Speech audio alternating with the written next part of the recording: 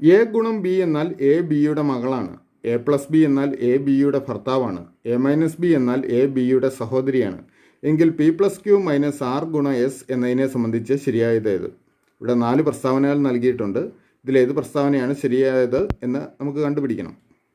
അപ്പോൾ ഇവിടെ mathematical symbols ആളുകൾക്കിടയിലെ ചില ബന്ധങ്ങളെയാണ് സൂചിപ്പിക്കുന്നത്. അപ്പോൾ നമുക്ക് തന്നിരിക്കുന്ന P plus Q minus R ഗുണം എസ് എന്നതിനെ ഈ ബന്ധങ്ങൾ ഉപയോഗിച്ച് നമുക്കൊന്ന് വിലയിരുത്താം. നമുക്ക് തന്നിരിക്കുന്നവ നോക്കുക. P plus Q minus R ഗുണം എസ്.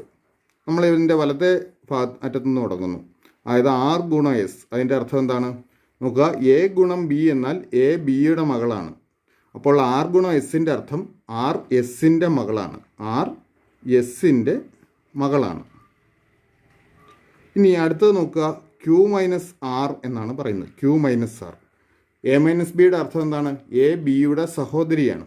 അപ്പോൾ ക്യൂ മൈനസ് ആറിൻ്റെ അർത്ഥം ക്യൂ ആറിൻ്റെ സഹോദരിയാണ്. ക്യൂ ആറിൻ്റെ സഹോദരി.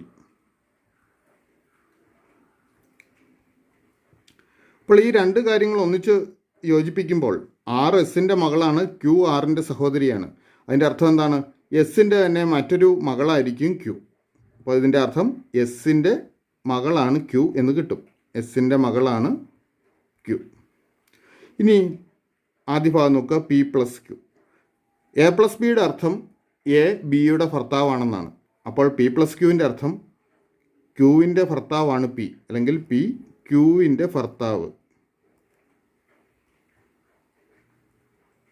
അപ്പോൾ നോക്കുക. എസിൻ്റെ മകളാണ് ക്യൂ, ക്യൂവിൻ്റെ ഭർത്താവാണ് പി. അപ്പോൾ എസിൻ്റെ മകളുടെ ഭർത്താവാണ് പി. എസിൻ്റെ മകളുടെ ഭർത്താവ്. മകളുടെ ഭർത്താവിനെ നമ്മൾ മരുമകൻ എന്ന് പറയാറുണ്ട്.